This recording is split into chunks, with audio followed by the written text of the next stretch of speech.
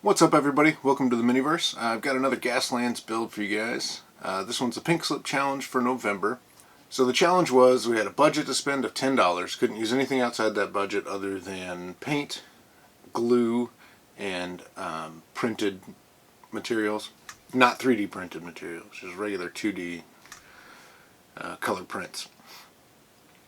And we had to build a war rig that exemplified one of the sponsors, and we had to include a terrain piece that was basically a sign for one of the sponsors, and we had to have a sign. That sponsor sign had to be somewhere on the build itself.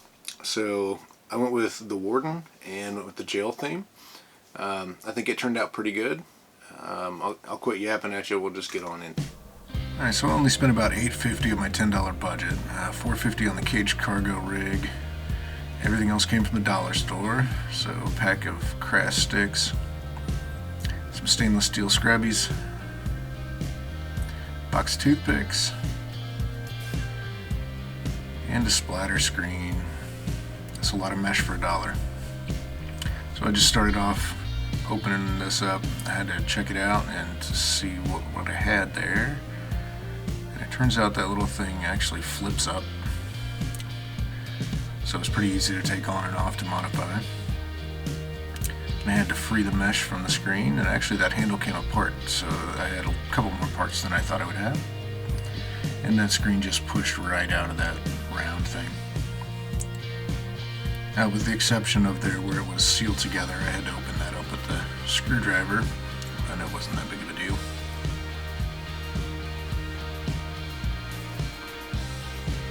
And then once I had that free, I went to the rig and opened it up to see what all I was working with there.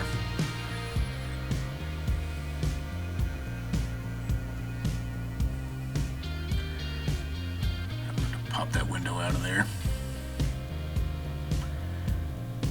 And then I got my rusty old snips out, and I started off by cutting a straight line on here so that I could measure out the cargo container there.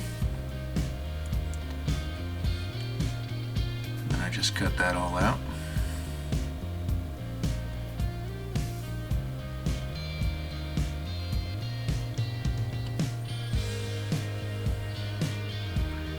And then folded it up. And of course, when I go to shove it in there, it was too big because I measured from the outside of the container, not the inside of it. But that's okay.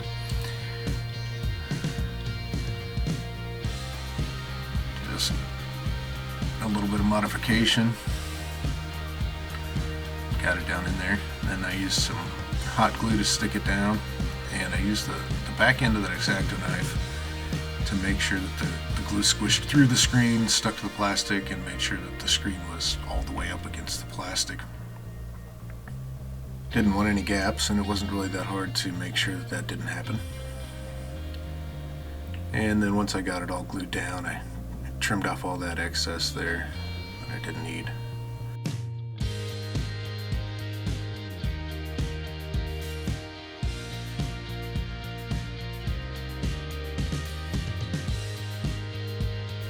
So that's the cage with the screen all done, and then of course you got to test fit it, and it fitted pretty good.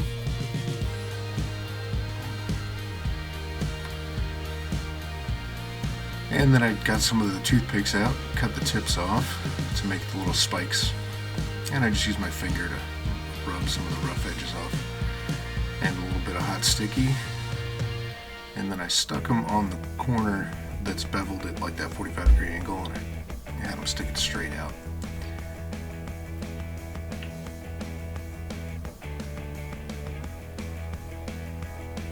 And I just put them all down the side.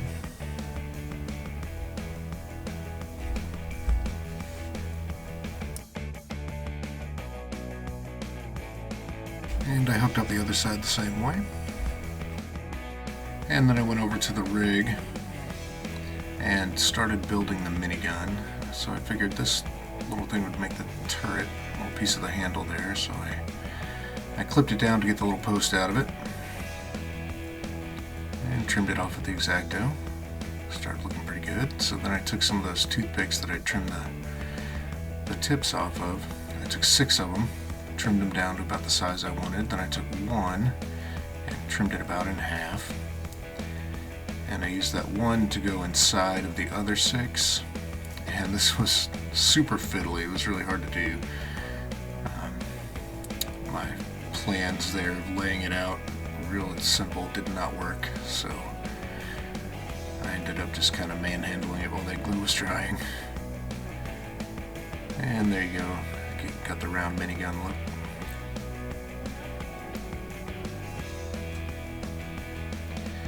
And then I used a little bit of the stainless steel scrubbies. I cut just a tiny little coil off. It was like between 2 and 3 of those little coils. And it was not easy to do, super tiny. See there, about that much. And I just used the tweezers and wrapped it around. Make some little details on there.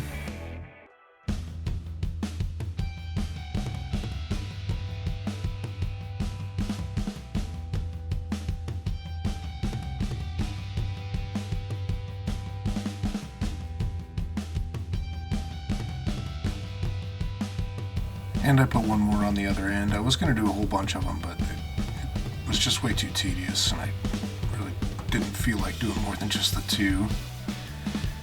But I did build a little box for the back end of the mechanical parts of the gun, just out of popsicle sticks.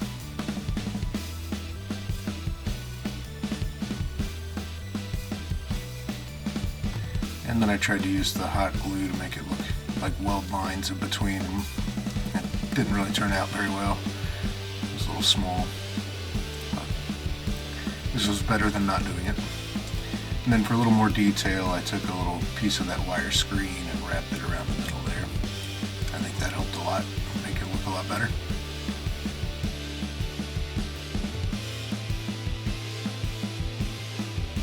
And then I just started gluing it down. Turn it on first, and then the minigun on top of it.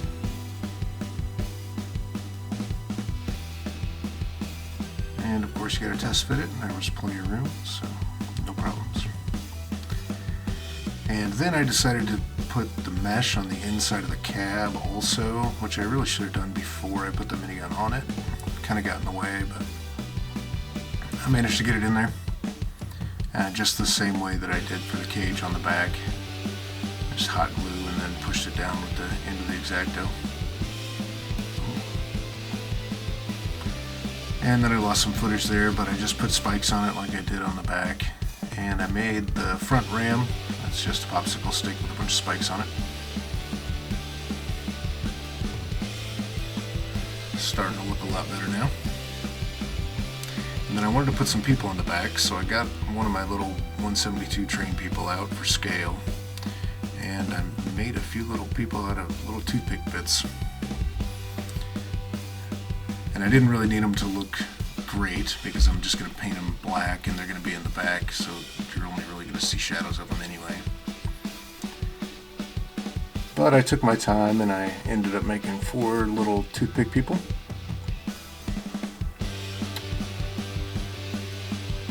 I think they'll do just fine. And before I started painting anything, I wanted to go ahead and get that terrain piece done.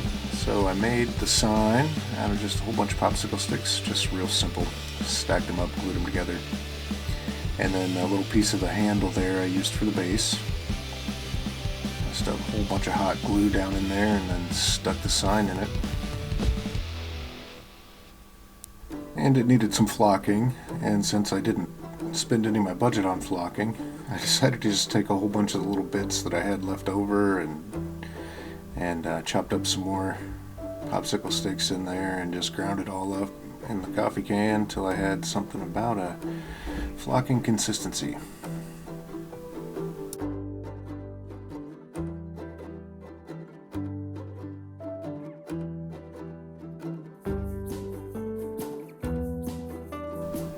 And I just used some of the old super glue, put that down on the base.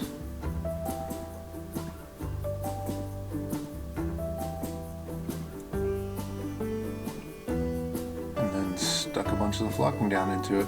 Scraped off the extra. And a little bit on top around the sign there to hide the glue. A little cleanup. There you go. It's not great, but I think it'll look okay. It's like dried up grass. And then everything gets black bombed. I usually spray primer everything, but it was raining outside, so I got the airbrush out, airbrushed everything down.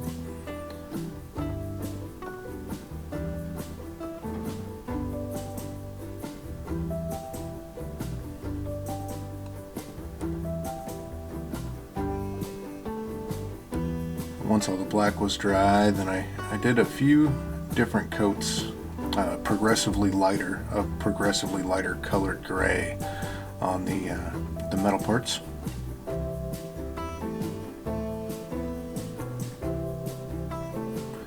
And my little toothpick people, they just got painted black.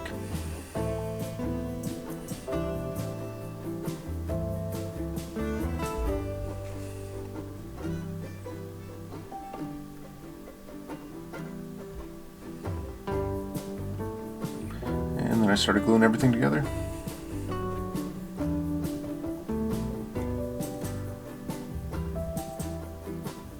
And then I'm just using that lighter there to burn off the little threads of the glue. And the little toothpick people hung out in the back. I had to reposition them a couple of times to get the top on.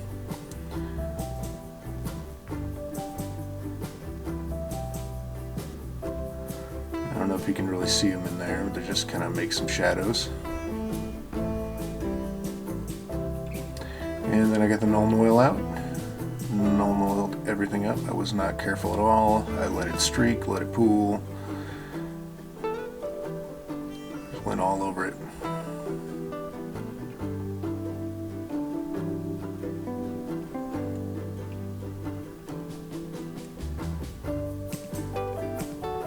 And after that was dry, I got the gunmetal out and an old crappy brush, because I'm just going to dry brush with it.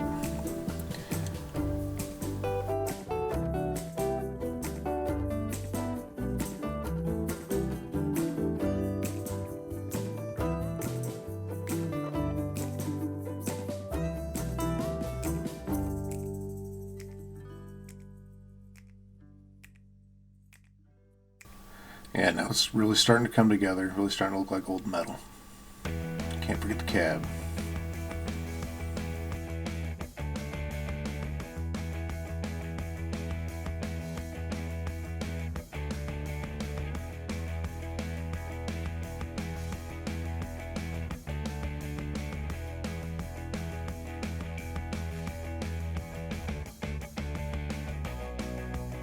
Alright, once that was all done, it was time to start the rust effects. So I started with this rough iron, just a little stippling and a little dry brushing.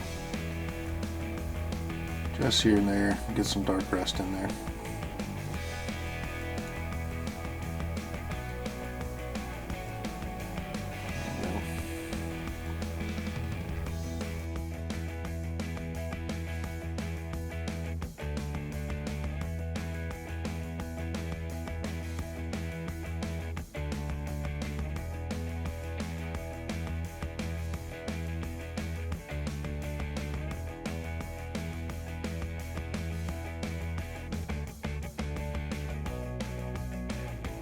Alright, and I really wanted to try out some dry pigments. I mean, it turns out you can use these soft pastels instead, and they're much cheaper, and you get a wide variety of colors. So there's a little red-brown color I decided to use for rust. Just scrape at it a little bit with this Acto. You can kind of see I already put some orange on there, but I thought I'd demonstrate how I got the powder out. And then just put a little bit of that on the brush. And just apply it on there. And you know, people do it different ways. I like to put a little bit on there and blow it off, and then put a little more on and blow it. And I just kept going around. See, it's looking a lot better. Get some different colored layers of rust in there.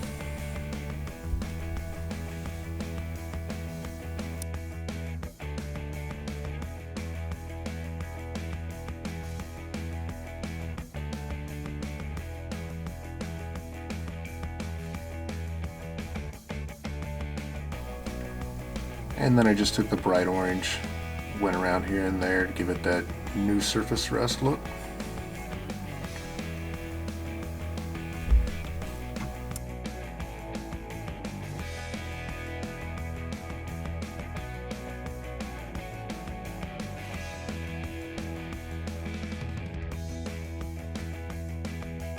And then I gave the whole thing a clear coat to make sure that pastel didn't rub off of there. And for the final touch on the rig, I needed to put the razor wire on, and this stuff was incredibly hard to deal with, so I figured you guys could watch me struggle with it while I talk about the Tabletop Dungeoneers.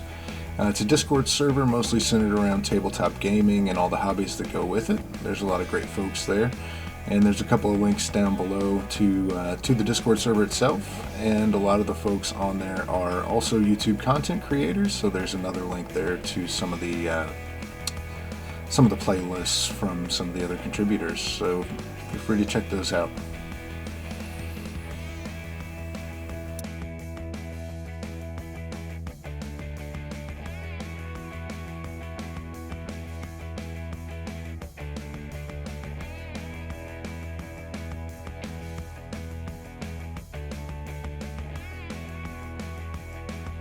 And after all that struggle, that's what it's looking like. I still need to clean up some of that glue mess, but other than that, I think it looks pretty good. I think it's pretty much to scale.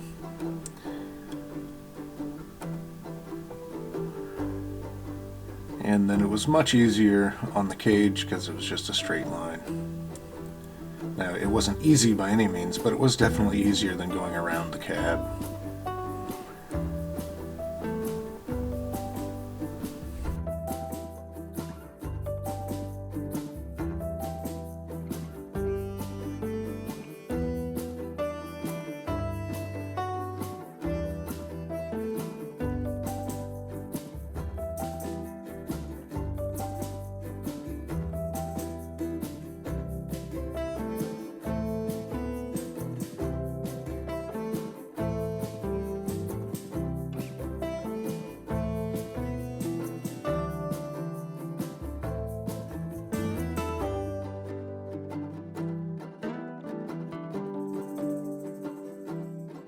So that's my war rig build for the November Pink Slips Challenge. The Warden's War Rig, Caged Cargo, I stuck with that name. I thought that was pretty good anyway. And if you're watching this before December 1st, 2020, there's a link down below where you can go to the Gaslands Facebook group and vote on the team that you like. I only think there were 3 entries this time, so I don't think anybody's going to be sending or shipping their cars off to anyone else or blowing up their cars, having to demolish their cars. But anyway, go check them out and vote for your favorite. And other than that, thank you guys for watching. Don't forget to subscribe, and we'll see you next time.